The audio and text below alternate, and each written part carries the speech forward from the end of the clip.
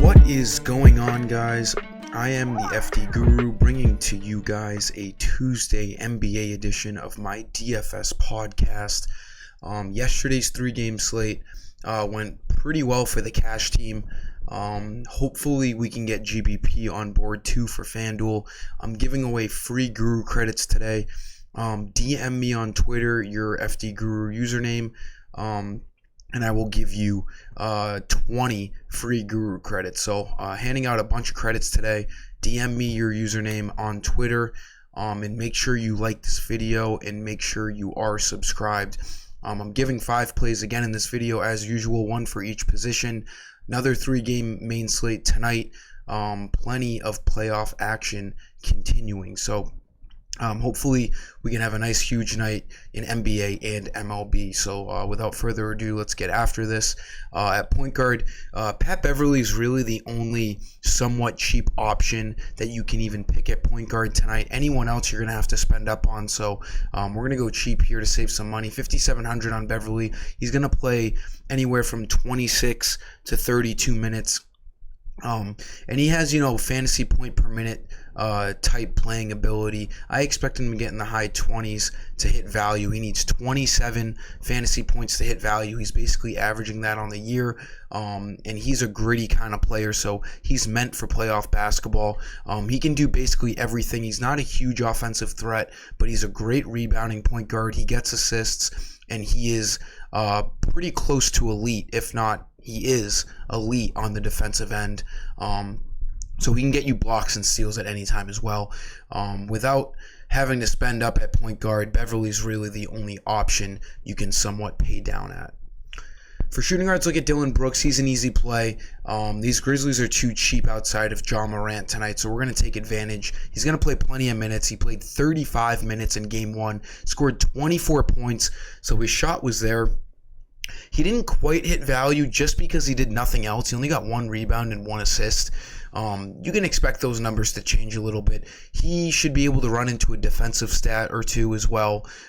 So if he's scoring 24 points again tonight, he's going to be in really good shape to hit value. He needs 26 fantasy points to hit value. He makes for one of the best middle tier value plays on this slate tonight.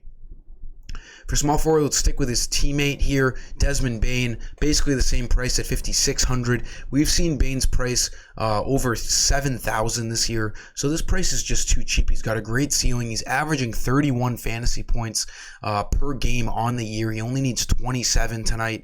Played plenty of minutes in Game 1.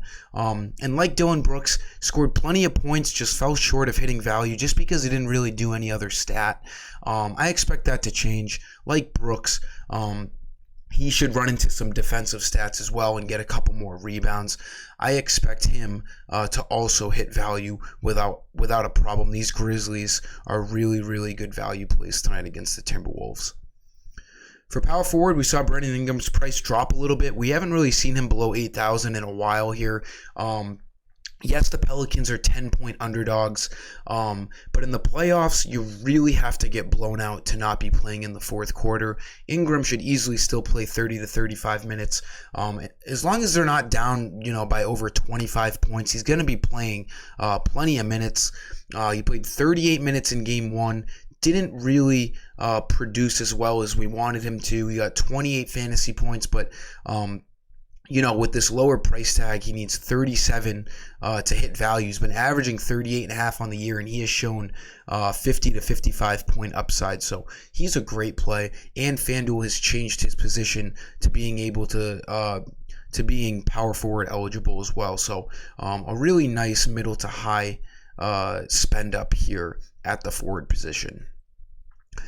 And then for center, we get dicey here. I like spending down here on Adams. He screwed me a couple of days ago in Game 1. He just had his worst game of the year. It happens.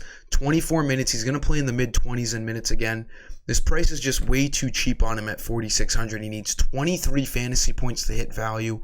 He's averaging 27 on the year. So You know, in DFS, you have to have short-term memory. 7 is just obviously not going to cut it, but he's going to be popular again tonight.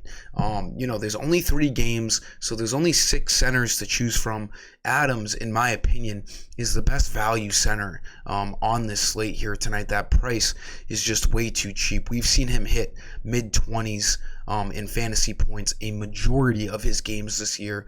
There's no reason not to think that he can't get in the 20s again tonight. Just because he had a bad game last game is not scaring me off of this price tag. That'll sum up today's video, guys. Thank you for tuning in. Make sure to like the video, subscribe as well, and DM me your FD Guru username for free Guru credits today. Until next time, I am the FD Guru, and I am signing off. See ya.